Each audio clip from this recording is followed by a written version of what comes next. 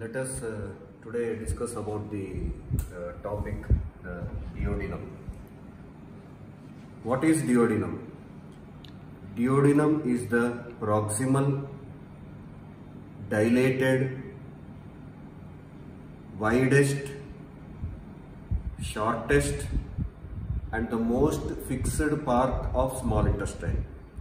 Duodenum is the proximal, shortest, widest, dilated and most fixed part of the small intestine. What are the parts of the small intestine? Proximal duodenum, jejunum and ileum. From where it is derived? The name duodenum, it is derived from a Latin corruption of a Greek word, dodecadactylos.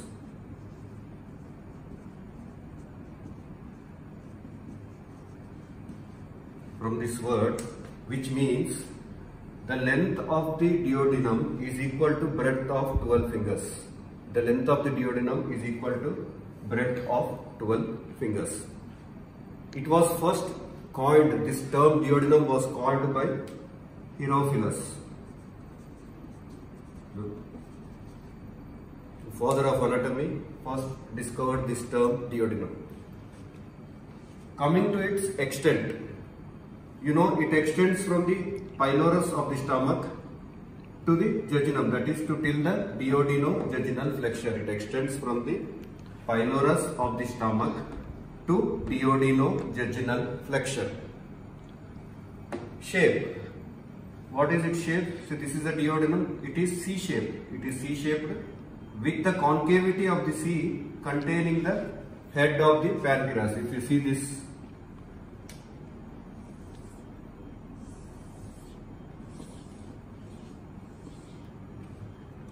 this is C-shaped with the concavity of the C containing the head of the pancreas within it. Situation.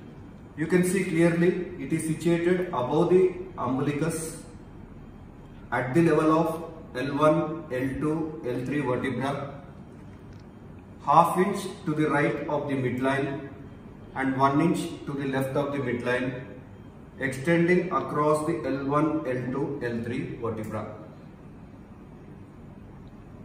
In which quadrants of abdomen this duodenum is located? So it occupies two quadrants. One is the epigastric, the upper middle quadrant, and the middle quadrant, that is the umbilicus. So it occupies epigastric quadrant and umbilical quadrant of abdomen. Measurements and parts. It is made up of 4 parts, first part, second part, third part, fourth part. And the measurements are 2 inches, first part is 2 inches,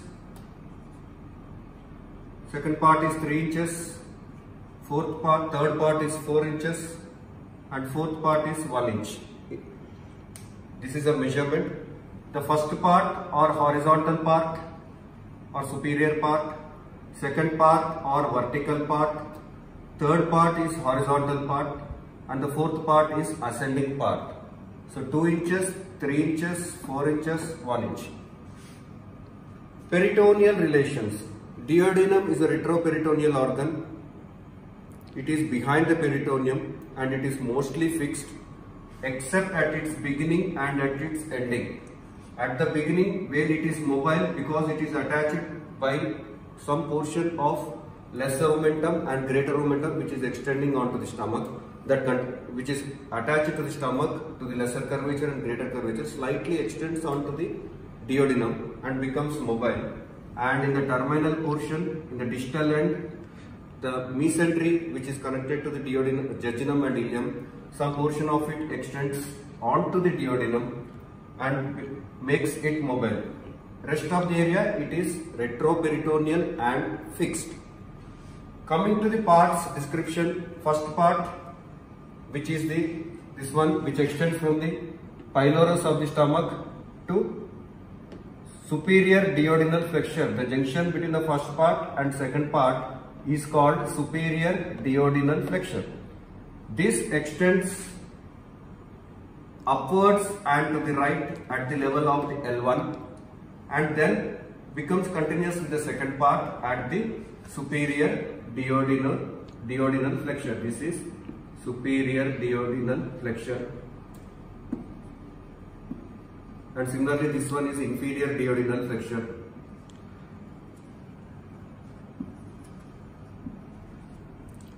Which is a junction between the second part and the third part.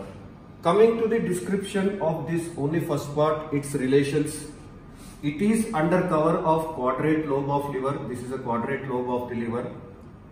This is first part of the duodenum in sagittal section.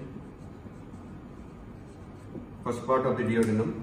In front of it, it is related to quadrate lobe of liver and neck of gallbladder. This is a gallbladder.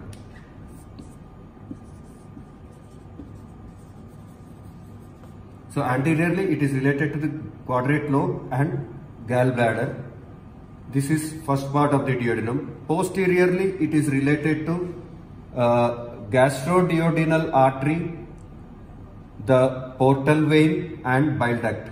Bile duct, this is green one is a bile duct, this is gastroduodenal artery and this is portal vein. This is in a sagittal view. If you see it from anterior to posterior, this is first part of the duodenum. So posteriorly it is related to this green one dotted one which is a bile duct, this red dotted one which is a gastroduodenal artery and this portal vein, definitely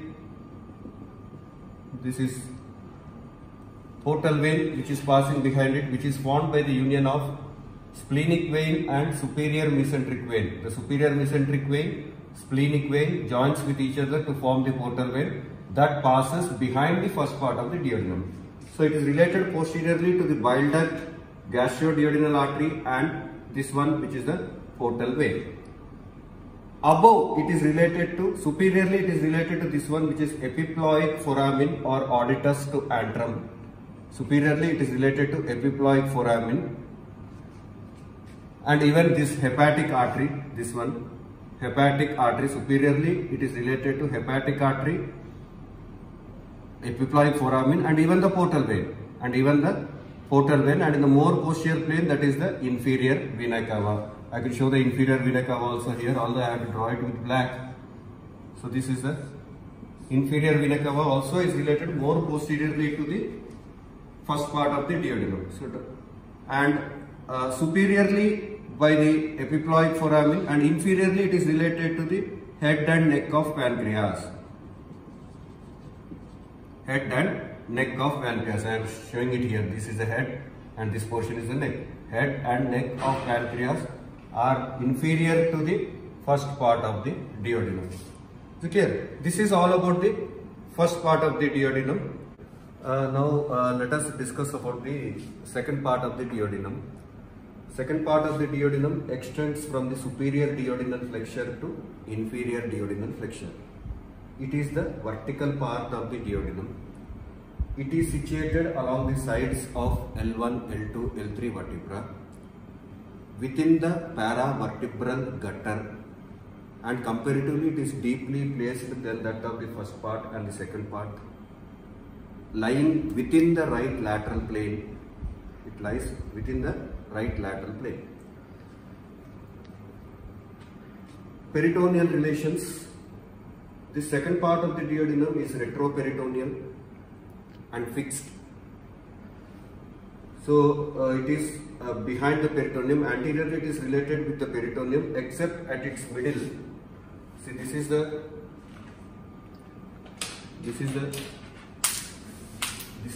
duodenum with the dotted ones, and this blue one is the colon. So this right, it is related to the right colic flexure in front of the second part of the duodenum. Elsewhere it is covered with the peritoneum and it is related from above downwards to these following structures. The second part of the duodenum anteriorly is related to the liver, that is which portion of the liver? Duodenal impression of liver. It is related to the duodenal impression of the liver, whereas the first part is related to quadrate lobe of liver. This portion is related to quadrate lobe. The second part of the duodenum is related to the duodenal impression of liver.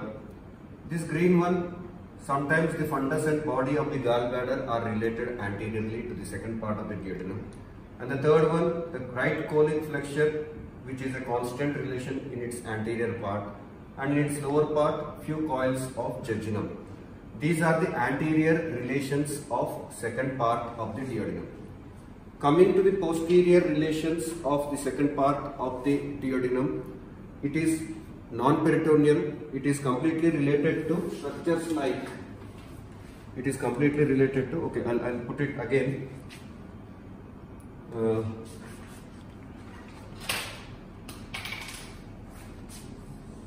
This is second part of the duodenum, which is related to the, it is related posteriorly with the medial edge of anterior surface of right kidney. This is right kidney. Some portion of the anterior surface along its medial edge are related posterior to the second part of the duodenum, and sometimes even by the right suprarenal gland, which may be the posterior relation to the second part of the duodenum. Not only this, it is also posteriorly it is related to the, this is right edge of inferior vena cava, may be related posterior to the second part of the duodenum, and the right renal vein draining into the inferior vena cava. Similarly, this is abdominal aorta, its artery, that is the renal artery, right renal artery. So the posterior relations include anterior surface of the medial part of the right kidney, sometimes right suprarenal gland, right renal vein draining into inferior vena cava, right renal artery, which is a branch of aorta, right edge of the inferior vena cava itself may form the posterior relation, and in the lower part, right psoas major muscle, right psoas major muscle, and even the right renal pelvis, the pelvis of the right ureter. See, this is ureter, which is continued upwards above the lower pole of the corresponding kidney. It is the renal pelvis. The renal pelvis also forms the posterior relation. To sum up, the posterior relations of second part of the duodenum are anterior surface of the part of the right kidney, right renal vein, right renal artery, right renal pelvis, right edge of inferior vena cava, right psoas major muscle, and partly right suprarenal gland. Medial relations are head of pancreas.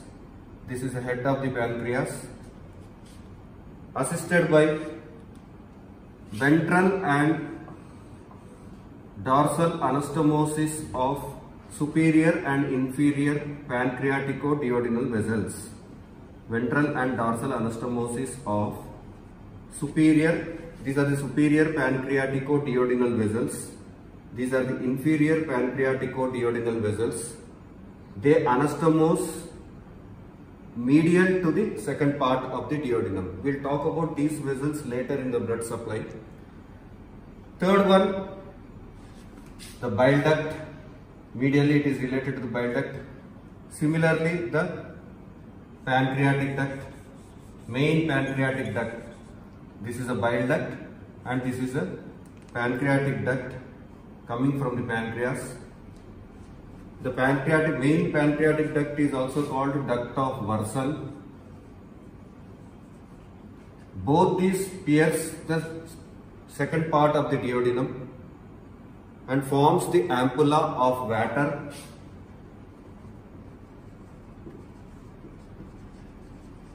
which opens into the summit of the major duodenal papillae of the second part. Sometimes medially it may be related to accessory pancreatic duct if present. It may be related medially to the second part of the duodenum, and accessory pancreatic duct is called duct of Santorini. It is called as duct of Santorini. When that opens, when that is present, that opens into the summit of the minor duodenal papillae of the second part of the duodenum. So these are the anterior relations, posterior relations and medial relations and lateral relations of the second part of the duodenum. Coming to the interior of the second part of the duodenum, the interior of the second part of the duodenum, if you see, it presents small, numerous circular folds, circular mucosal folds called plicae circularis or valves of Kerckring.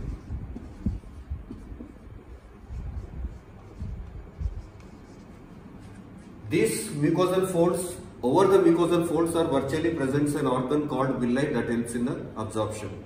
So this is also the circular folds. Since they are circular in shape, they are also called circular folds. These are the mucosal folds which can be called as plicae circularis. As discovered by Kerckring, it acts like a valve for the chyme to stay there so that the villi present over it will absorb it. Then we have a major duodenal papillae somewhere around 8 centimeters away from the pyloric end of the stomach, and along the summit of the major duodenal papillae we find the opening of the ampulla of Vater. Similarly, we find a minor duodenal papillae 2 centimeters above the major duodenal papillae and ventral to it. If duct of Santorini or accessory pancreatic duct is present, that opens in the summit of the minor duodenal papillae. The interior also shows a semicircular fold just above the major duodenal papillae, which is called as plicae semicircularis, lying above the major duodenal papillae, resembling a monk's hood, and it also shows a longitudinal fold called plicae longitudinalis, which extends from the major duodenal papillae vertically downwards, and sometimes the plicae longitudinalis may extend upwards and represents the intraduodenal part of the course of the ampulla of the Vater. So this is all about the interior of the second part, and overall with this we finished the second part of the duodenum, which is embryologically more important because till the junction of the opening of the bile duct and in the interior it's joining with the pancreatic duct and forming the ampulla of Vater somewhere here. This portion of the duodenum is derived from the foregut, is developed from the foregut, and the portion beyond that, this completely is developed from the midgut. So duodenum has two sources of development. Proximal part till the opening of the bile duct is developed from foregut. Distal part below the opening of the bile duct is developed from the midgut.